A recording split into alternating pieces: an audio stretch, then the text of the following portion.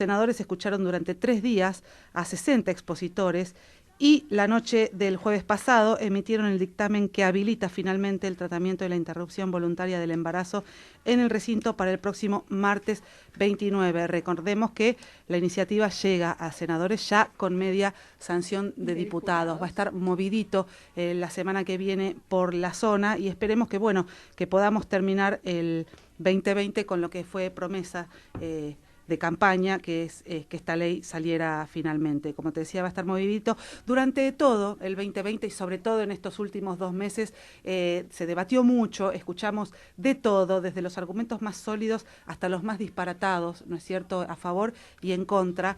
Vos sabés cuál es la postura nuestra, nosotros estamos a favor de la legalización de la interrupción voluntaria del embarazo, pero te vamos a proponer un punto de vista diferente, porque en estos días llegó a mí la noticia de un libro que se llama Clara Mabel, y que propone un punto de vista completamente diferente, que está buenísimo tener en cuenta, y por eso le voy a dar la bienvenida a Javier Gramuglia. Él es fotógrafo, es docente, es periodista, es escritor, es un montón de cosas, es un capo, y nos va a contar de qué se trata Clara Mabel. Muy buenas tardes, Javier, gracias por conectarte con Cuchame. Hola Daniela, bueno, muchas gracias. Buenas tardes a vos y a todo el equipo, y gracias por interesarte en el proyecto del libro.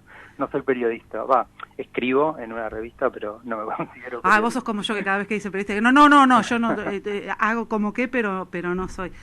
Javier, no conté detalles de todo lo que vi con respecto al libro, porque me gustaría que lo cuentes vos y que empieces por donde a vos te guste más, ¿viste? Porque tiene varias aristas, es una, digamos, de alguna manera reconstruís algo que es muy personal para vos, tenés un nexo con eso, y a la vez con el libro querés aportar a este debate, y por eso quiero que vos lo empieces a contar por el lado que más te guste, bueno, o que te parezca mejor. Dale. Bueno, cuando yo tenía 11 años, Uh-huh. y mi hermano tenía 6 años, nosotros vivíamos en Boed, en una de esas casas tipo BH. Uh-huh. Bueno, te pongo en contexto, familia de docentes. Sí. Y bueno, mi mamá se enfermó, Uh-huh. estuvo una semana internada, y al finalizar de esa semana, un día mi papá entró cuando nosotros estábamos durmiendo. Uh-huh. Nos despertó, nos sentó en la cama y nos dijo que mi mamá le habían operado del corazón, que no había resistido y bueno, que se había muerto. Uh-huh. Nos lloramos, nos abrazamos un montón, y bueno, después de eso fueron un montón de años de no entender lo que había pasado. Uh-huh. Y años después, cuando yo tenía, calculo que entre 15 y 16 años, yo no sabía, no sé muy bien porque mis recuerdos ahí son un poco vagos. Sí, aparte se empiezan a mezclar, ¿no? Totalmente. El libro habla un poco de eso también, ¿no? De cómo los recuerdos se van mezclando y uh-huh. se van haciendo más borrosos con el tiempo. Y bueno, estaban discutiendo en un momento en la tele. Yo después reconstruyo que esto debe haber sido alrededor del año 94, porque en ese momento, como se discutió la Constitución, claro. la reforma de la Constitución, sí. También se discutió el aborto. Uh-huh. Y bueno, estábamos en la casa de mi tío de mi abuela, y con mi tío estábamos cenando, uh-huh. y discutían en la televisión, ¿no?, en los medios sobre la legalización del aborto. Y empezamos a charlar sobre eso, y yo era chico, no influido por las opiniones de los medios, incluso por la educación. Claro. Dije que no estaba muy seguro de cómo de si tenía que ser legal o no, que dependía del caso. Bueno, y mi tío me preguntó, ¿vos sabés de cómo murió tu mamá? Entonces yo le digo, sí, murió de una operación en el corazón que no funcionó.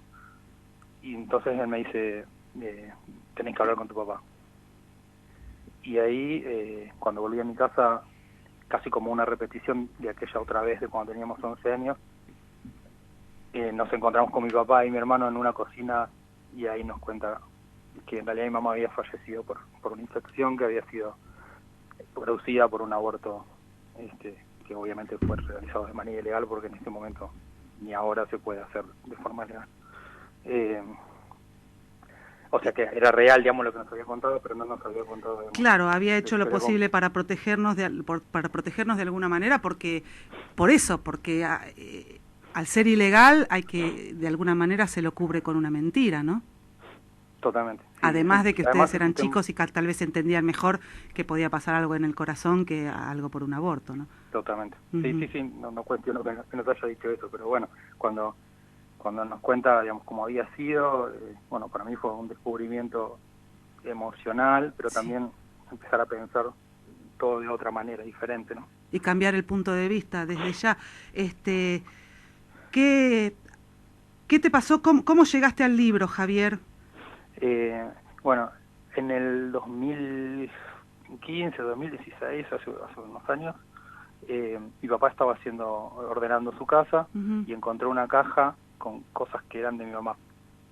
Y entonces nos ofreció si las queríamos, yo le dije que las quería para mí. Uh-huh. Y cuando abrí ahí, bueno, estaban todas sus cosas, las cosas que ella había dejado tal cual en el año 1989. Claro. Había un calendario de 1989, una cartita que yo le había escrito cuando era más chico, Uh-huh. que una estampita, un rosario, había, bueno, muchas fotos, negativos y diapositivas. Entonces, a mí, en ese momento, ya había empezado como toda la discusión, y había empezado a surgir el movimiento feminista con Ni Una Menos. Claro. Y luego con la discusión que se dio en 2018 Uh-huh. con la ley.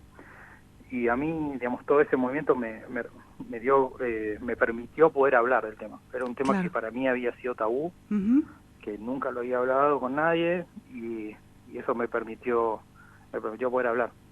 Y me parecía que mi punto de vista, o sea, podía aportar al debate, porque siempre se habla desde el lugar de la víctima, ¿no? Que está bien igual, porque obviamente Sí, las desde el mujeres... lugar de la víctima o desde el lugar de la vida dentro de ellos para los que hablan de las dos vidas, pero por eso yo proponía tu entrevista como un punto de vista diferente y revelador, porque vos sos hijo de una mujer que perdió la vida en un aborto, y entonces ahí es donde también nos ayuda a ubicarlo en donde queremos ubicarlo todos, que es en un tema de salud pública, más allá de un tema de moral, creencias, cultura y demás, ¿no es cierto?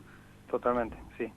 Me parece que me parecía a mí, y por eso decidí hacer el fotolibro, que plantearlo de esa manera nos sacaba de esa discusión y nos ponía en una discusión alrededor de qué pasa con todo ese tejido social que queda alrededor cuando Uh-huh. cuando una mujer fallece, o una persona gestante con ese enorme agujero que se genera, ¿no? Sí, entonces yo supongo que como mi historia hay un montón. Sí, no te quepa duda, seguro. Y yo pensaba, y yo no conozco ninguna. Claro. Y entonces pensaba en mi abuelo, por ejemplo, que nunca se recuperó por haber perdido a su hija, Uh-huh. bueno, o mi papá que perdió a su compañera, mi hermano y yo, bueno, mi tía, mi claro, abuela. todo el entorno familiar. Sí, les compañeros de trabajo de ella. Por ejemplo, en el libro hay una carta Uh-huh.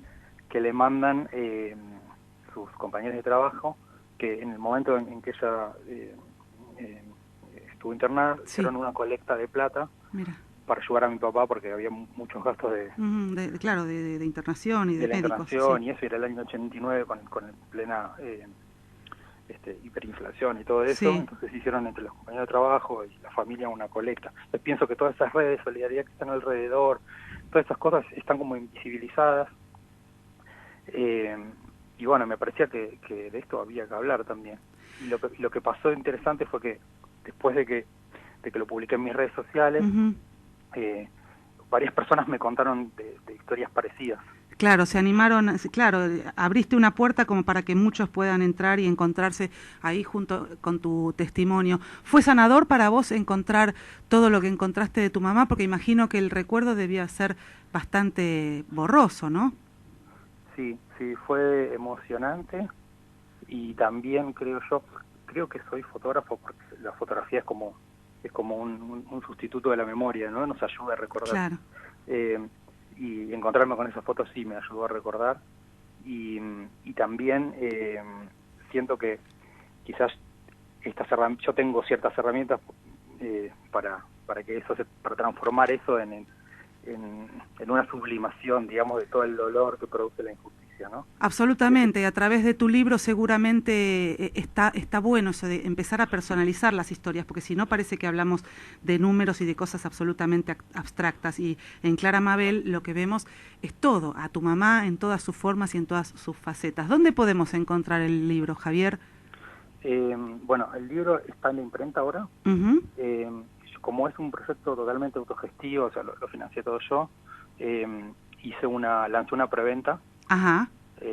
Por mis redes sociales y en realidad es por la página web, que es javiergramuglia.com. Sí. Y bueno, y ahí si quieren colaborar pueden comprar el libro en preventa, que además es más barato que cuando salga ya impreso. Perfecto. Y bueno, y va a estar el mes que viene ya impreso. Perfecto, Javier, te agradezco mucho, es súper interesante escucharte, por la posibilidad de hacerse del testimonio en sí y por tu historia, por eso te dejaba que vos empieces a contarlo como quisieras. Bueno, muchas gracias, Daniela. No, es un placer. Acuérdense, javiergramuglia.com, ¿digo bien? Sí, gramuglia.com. Gramuglia, sí. Ahí está, perfecto. .com está también en todos los en el Facebook de Escuchame lo van a ver para saber exactamente dónde buscarlo. Javier, bueno, nos despedimos. Gracias por estar ahí, gracias por tu testimonio, gracias por acompañar desde tu lugar y que sea ley. Que sea ley. Gracias, Daniela. Les mando un abrazo. Un abrazo fuerte.